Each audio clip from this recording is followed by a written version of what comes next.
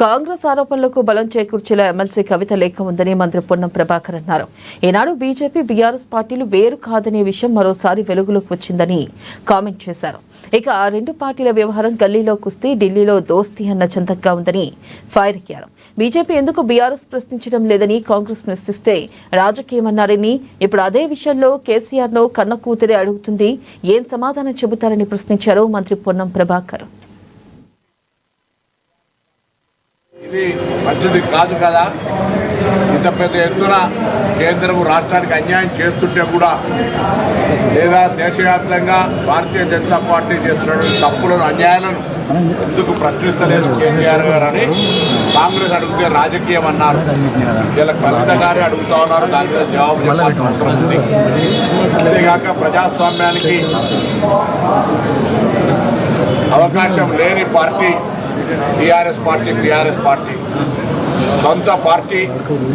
సొంత పార్టీ అధ్యక్షుని కూతురే ఒక సామాన్యుని కార్యకర్తలకు జరుగుతున్న అంశం మీద సామాన్య కార్యకర్తలకు కలవడం లేదు, ప్రజలకు అందుబాటులో ఉండడం లేదు, కార్యకర్తల కష్ట సుఖాల్లో పంచుకోవడం లేదు. అటువంటి పెద్ద సమావేశం పెట్టినప్పుడు 2001 నుంచి పార్టీలో ఉన్నటువంటి వాళ్లకు ఎక్కడ కూడా అవకాశం ఇస్తలేరు.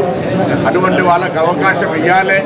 మరి మీటింగ్లలో మాట్లాడకపోతే వారికి సంబంధించిన ఏ విధంగా ఉంటుంది అనేటువంటి అంశాలను లేవనెత్తిన అంశాలకు కార్యనిర్వాహక అధ్యక్షుడు కానీ, లేదా పార్టీకి సంబంధించిన ట్రబుల్ షూటర్గా చెప్తున్న హరీష్ రావు గారు కానీ, లేదా స్వయంగా మరి కేసీఆర్ గారైనా జవాబు చెప్పాల్సిన అవసరం ఉంది. ఇలా మేమేం కొత్తగా ఆరోపణ చేస్తలేము. ఈరోజు మేము గతంలోనే చెప్పినాం, టీఆర్ఎస్ బీజేపీ వేరు కాదు, రెండు కూడా కలిపి ఢిల్లీలో దోస్తీ, గల్లీలో కుస్తీ అనే మాట అనేక సందర్భాల్లో చెప్పిన దానికి కవిత గారు రాసినటువంటి లేఖ ఆధారము, దానికి సంబంధించినటువంటి ఒక ఎవిడెన్స్ అనే మాట సందర్భంగా మరిగిస్తాము. ఇది మంచిది కాదు కదా.